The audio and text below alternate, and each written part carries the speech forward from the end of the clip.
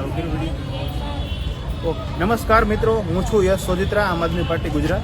આજે જે અમે વિવિધ વિસ્તારોમાં શહેરમાં જે મોરબી વિધાનસભાની આસપાસના શહેરના વિસ્તારમાં જેટલી સ્કૂલો છે એનું એક સરપ્રાઇઝ વિઝિટ આપેલું. કારણ કે એક સામાન્ય માણસ પર આજે એક બુનિયાદી શિક્ષણ બાબતે આગળ આવવું પડે. કારણ કે વિવિધ વિસ્તારોમાં જે સામાન્ય માણસ હોય, ગરીબ માણસ હોય, એના માટેનું એક માત્ર ને માત્ર જે જોડતી સાંકળ હોય એ સરકારી સ્કૂલ છે.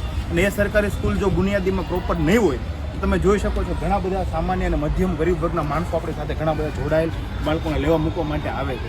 એની વચ્ચે અમે વિવિધ વિસ્તારમાં મોરબીની તમામ શહેરમાં વિઝિટ કરી તો અમને ઘણી બધી નાની મોટી વસ્તુ મળી કે જે બહુ મોટી નથી.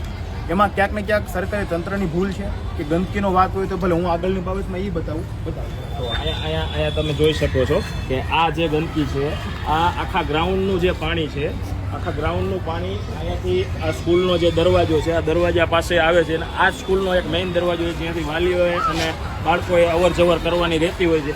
એની આગળ જ જો અહીંયા તમે જોઈ શકો છો આવો ગંદવાળો છે. આની અંદર અહીંયા ઊભું રહેવું પણ મુશ્કેલ બને એટલી દુર્ગંધ આવે છે, અહીંયા મચ્છર થાય છે. તો આની અંદરથી કોઈ બાળકને મલેરિયા કે કાંઈ થઈ શકે તો એની જવાબદારી કોની રહે?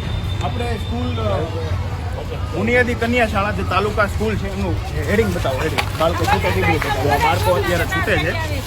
બાળકોને અહીંયાથી જ નીકળવાનું હોય છે. આ એક મેઇન રસ્તો છે. અહીંયાથી બે વ્યક્તિ નીકળી શકે એટલો માંડ છે. બાકી આ બધો બગાડ પાણીનો આખા ગ્રાઉન્ડનો અહીંયાથી નીકળે છે.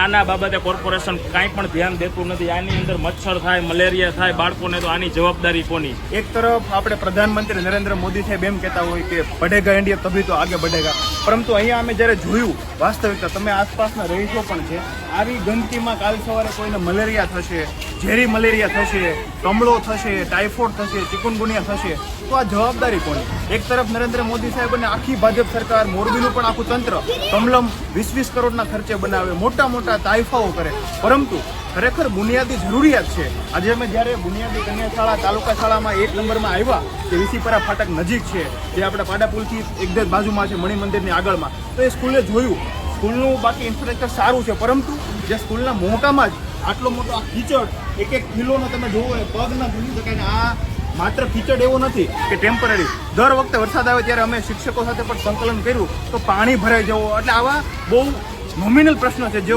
કોર્પોરેશન હાથ ધરે. ટાઇફાઓ કરવા કરતાં કોર્પોરેશન ખરેખર કામની વાત કરશે તો મને એવું લાગે છે કે ખરેખર નરેન્દ્ર મોદી સાહેબનું જે બઢેગા ઇન્ડિયા તભી તો બઢેગા સૂત્ર સાકાર થશે. ઘણા બધા બાળકો નીકળે, તમે જોઈ શકો છો આ બાળકો છે, અહીંયાથી જ મચ્છર, ડાંસના મચ્છર મોટા મોટા આવશે અને કરડી જશે, મલેરિયા થશે. તો આ બધી જ તમામ વસ્તુની જરૂરિયાત જવાબદારી આપણે અહીંયા બાળકોને પૂછીએ કે બાળકો આ ગંદકી છે દૂર થવી જોઈએ કે ન થવી જોઈએ? આ કેટલા સમયથી ગંદકી છે? આ કેટલા દિવસથી છે ગંદકી?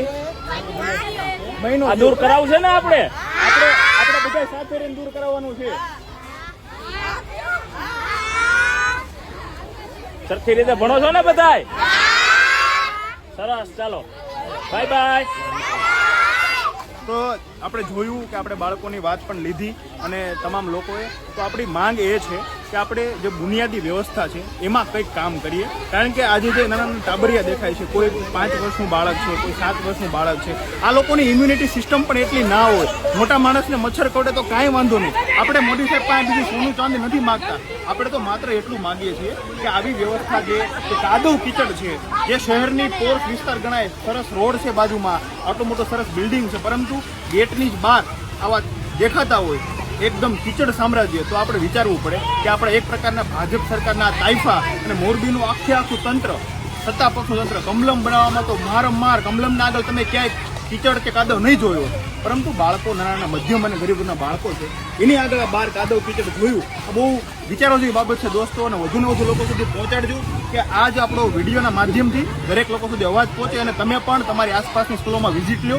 કારણ કે આ સરકારી વસાહત કોઈ પોતાની સરકારના બાપુજીની નથી, આ તમામ મારા અને તમારા ટેક્સના પૈસે ચાલતી છે અને આ જ બાળકો કાલ સવારનું ભવિષ્ય છે. નમસ્કાર, અમે છીએ તાલુકા બુનિયાદી શાળા, ત્યાંથી જ અમે અમારું વિઝ્યુઅલ ફોટોગ્રાફી કરીએ છીએ.